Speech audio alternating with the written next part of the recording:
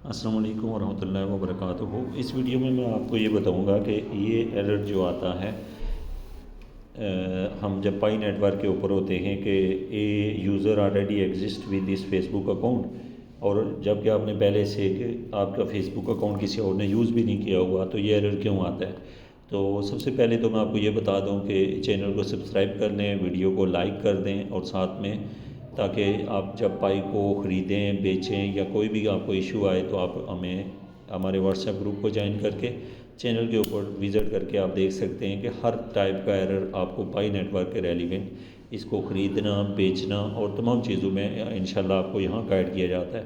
तो इसमें ये जो एरर आया हुआ है ये है कि ए user already exist with this Facebook account. अगर ये आपको एरर आ रहा है तो दैट्स मीन कि आपका फेसबुक अकाउंट कनेक्ट हो चुका है। जस्ट आपने अपनी एप्लीकेशन को रिफ़्रेश करना है, दोबारा से आना है।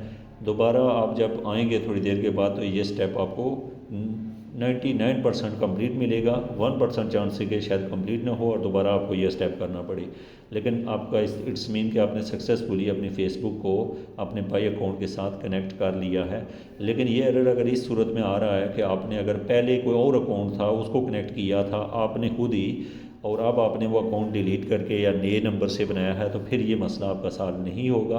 फिर आपको नई फेसबुक बनानी पड़ेगी और फिर उसके साथ इसको कनेक्ट करना पड़ेगा।